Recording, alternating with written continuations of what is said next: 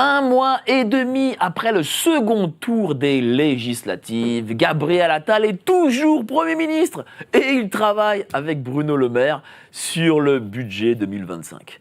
Le gouvernement démissionnaire va-t-il donc devenir en réalité permanent? Assiste-t-on à un déni de démocratie? Les élections n'ont-elles en réalité aucun intérêt? À ces questions répondront François Martin, géopolitologue de renom, et Romain Pauque, journaliste au magazine Nexus. Vous êtes sur GPTV Actu, c'est parti!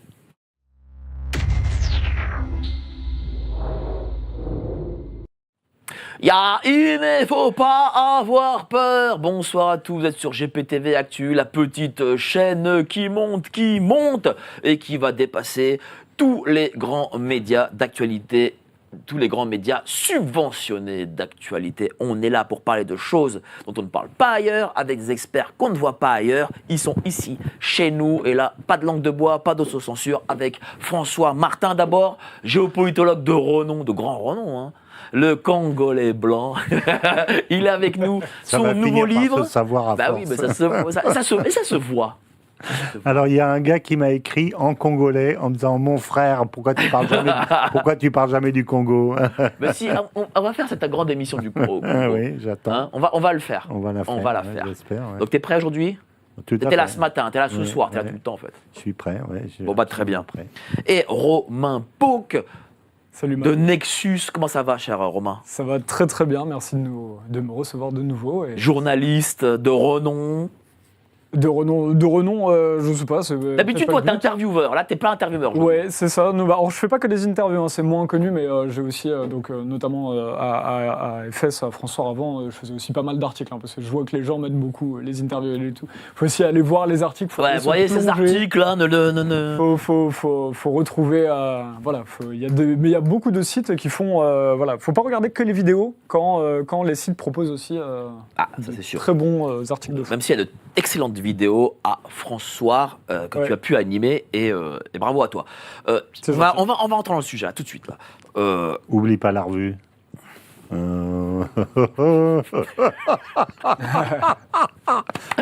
revue, elle est là, elle est toute chaude, c'est la revue de l'été. Allez-y, abonnez-vous à la revue. Merci.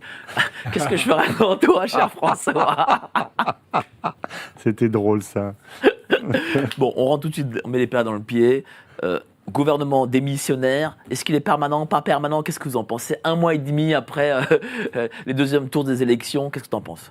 Alors, donc déjà, par quoi commencer? Parce qu'effectivement, la première chose qu'on voit, c'est qu'il y a vraiment une fraude de communication. Pour le président est quand même élu et représente les Français toujours, même s'il a perdu aux dernières élections. Il a un devoir de communiquer. Bon. Après, moi, je ne crois pas du tout dans les partis politiques. Je pense qu'il y a beaucoup... C'est très intéressant d'en parler aujourd'hui, mais il ne faut pas s'attarder que sur l'actualité politique, puisque ça n'est pas ce qui va permettre de changer le système, de changer la vie des gens. Ça n'est pas... Voilà, même un nouveau Premier ministre, il ne faut pas s'attendre à de nouvelles... Oui, mais d'accord, mais on a voté le 8 juillet contre, et il n'y a toujours pas de nouveau Premier ministre. Enfin, non, complètement. Je ne parle pas du tout de... Oui, mais tant mieux. Vas-y, finis, et puis après François. Qu'on en discute. Ouais. Par quoi commencer? Alors déjà, il y a beaucoup de gens qui pensent qu'il est obligé de nommer un nouveau Premier ministre. Il n'est pas du tout obligé, il n'y a rien qui force. Par contre, il s'oppose à des sanctions. On a vu LFI, comme tu l'as mis sur la miniature, qui demande la destitution. On voit que le Parti socialiste est beaucoup plus à demander, à faire pression par des motions de censure. Donc c'est le Parlement qui rejetterait directement tout ce que ferait le gouvernement. Donc il y a vraiment, si on veut qu'il y ait quelque chose d'un petit peu cohérent dans le pays, il faudrait qu'ils puissent pouvoir communiquer ensemble. Mais quand tu as un président qui ne communique pas du tout, c'est très difficile. Et on voit en face que le gouvernement, donc Gabriel Attal, continue de proposer l'impôt participatif. On se demande s'ils vont tirer jusqu'au vote du budget.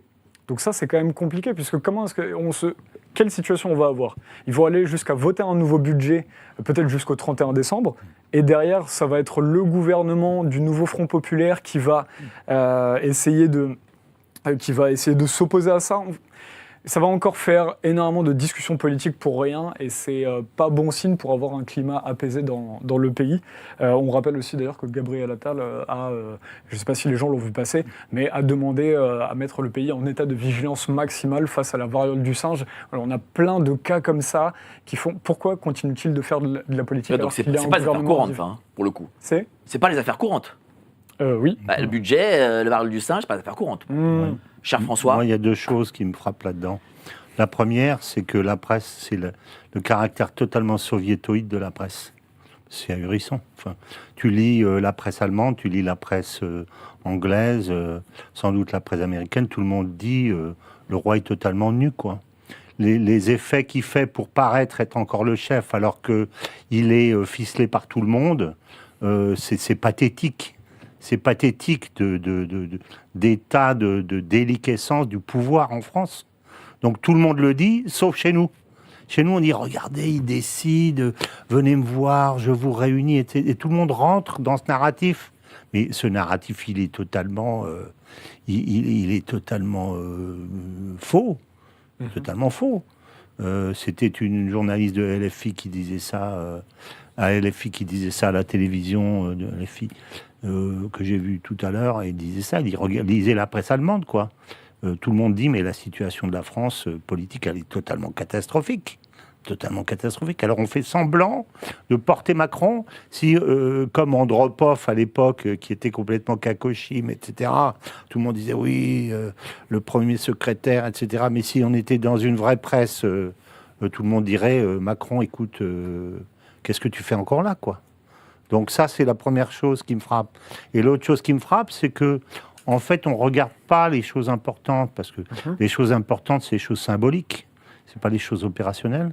Or, le fait de ne pas avoir de Premier ministre dans un système avec une constitution comme la 5e en France, etc., enfin, moi je veux bien qu'on fasse fonctionner la Belgique sans Premier ministre, et encore la Belgique elle fonctionne parce que c'est un État fédéral, donc il n'y a pas de Premier ministre au niveau fédéral, mais il y en a au niveau des États, donc c'est un truc qui fonctionne, mais tu ne fais pas fonctionner un grand pays s'il n'y a pas de Premier ministre. Alors c'est inquiétant, hein, s'il continue, il est quand même toujours actif. Donc ils sont en train de régler. Mais non, il n'y en a pas. Il est là au niveau opérationnel, mais au niveau symbolique, il n'y a pas de gouvernement, puisque le gouvernement a été destitué. Donc, oui, mais Romain parlait pour le budget, du budget et aussi de l'impôt participatif. C'est-à-dire que ça veut dire que Gabriel Attal, il est là malgré tout, est partie prenante. Mais il est l'état de vigilance maximale par rapport à ce qu'on a vécu avec le Covid, c'est pas anodin non plus. Hein. Non, mais je suis d'accord, mais moi, ce qui me frappe, c'est pas ça, c'est qu'il continue à agir au niveau opérationnel, ok, mais à la limite, je m'en fiche, mais je veux dire, où est le caractère symbolique de l'État? C'est ce qui tient l'État, c'est le caractère symbolique, c'est ça, contre ça, c'est ça qui donne la confiance au peuple. C'est l'image qu'il représente. Or, aujourd'hui, qui va s'occuper de tel ou tel dossier, mais s'il y a un gros coup, imagine qu'on a quand même une guerre civile dans un de nos territoires, on oublie ça. Tout à fait. C'est la Nouvelle-Calédonie. Si demain il y a un gros pet et puis il y a une cinquantaine de Caldoches ou même une cinquantaine de Kanaks qui sont tués, etc., ben, l'État s'effondre parce qu'il n'y a pas derrière, il n'y a pas de force. Il n'y a pas de force. Donc la situation est grave, très très très grave. Et c'est pour ça que je suis d'accord avec LFI, en fait. Vas-y. On va en reparler. D'abord, on va en parler tout de suite, mais vas-y. Et là, dans ce que vous dites, ce qui est très intéressant sur l'aspect symbolique, et effectivement, on ne serait pas prêt à agir en cas d'urgence, ça donne aussi beaucoup de crédit à la théorie. Donc c'est qu'une théorie pour l'instant. On ne sait pas quelle est la stratégie d'Emmanuel Macron. Mais il y a cette théorie, notamment que Pierre-Yves Rougeron du Cercle Aristote donne beaucoup, qui est que Emmanuel Macron se comporte comme s'il voulait donc revendre le pays à toutes les entités supranationales et qu'il voulait créer finalement un chaos. Il n'est pas là pour apporter une organisation. En France, il est là pour mettre du chaos dans la population. En se comportant comme il se comporte là dans cette période estivale, il se comporte de manière cohérente avec cette théorie. Donc c'est pas donner du crédit à un réel travail politique. Et je pense que les citoyens avec tous les efforts, en tant que journaliste, tu le fais aussi, Mike, tu vas sur le terrain quand on voit les gens, quand on voit ce que le peuple qui gagne 1 500 € par mois souffre, les gens méritent d'avoir au moins une communication qui dise, c'est anormal aujourd'hui de ne pas dire, non, alors, on est en train de régler des affaires, des trucs de budget, on ne sait pas. Parce qu'il n'y a pas que Gabriel Attal, hein. Derrière, il y a aussi, est-ce que Darmanin a aussi des dossiers à régler où justement ils ne veulent pas le mettre à la porte? Il y a tout cela. Et ce côté symbolique, je suis tout à fait d'accord avec ce que dit. C'est les symboles qui tiennent la politique. C'est pas la personne du roi qui faisait le roi, c'était le symbole qui représente. Et c'est mauvais pour la confiance, justement, de ne pas avoir cette communication. C'est très mauvais. Mais est-ce qu'il peut faire sans? Parce que là, il n'y a toujours pas de nomination derrière. Quand même, Gabriel Attal travaille avec Bruno Le Maire sur le budget. Ça veut dire que, visiblement, ils peuvent faire sans. Ben non, ils ne peuvent pas faire sans, parce qu'en fait, ils travaillent sur le budget, mais si tu veux... moi, je dis depuis, on s'est vu plusieurs fois sur ce sujet, à chaque fois je dis, le problème de la France, et tout le monde le sait, c'est Macron. Donc tant que Macron s'en va pas, les choses sont pas claires. On peut pas rebattre les cartes si le principal, si la carte toxique, elle reste au milieu du jeu. Donc la destitution demandée par LFI, bien sûr, c'est une bonne chose. C'est la seule chose qui peut être faite. Mais je dirais qu'aujourd'hui, ils ne peuvent pas régler les problèmes parce que, je veux dire, il ne s'agit pas simplement de préparer le budget. C'est-à-dire qu'avant, je dirais, le président avait un canasson qui était à peu près en bonne forme. Et là, le canasson, il a perdu la moitié de son poids aux dernières élections. Il est tout amaigri, il fait plus que 100 kilos. Avant, il faisait 200 kilos. Et avec ça, il va devoir sauter. On est sous surveillance de l'Europe depuis le 24 juillet, je crois. Et il va devoir sauter une haie qui fait 3,50 m de haut. Comment il va faire? Il va présenter un budget. Les gens d'abord vont rentrer chez eux, ils vont arriver avec ce qu'il faut payer pour les enfants, pour les classes. Ils vont avoir les factures et ils vont avoir les impôts.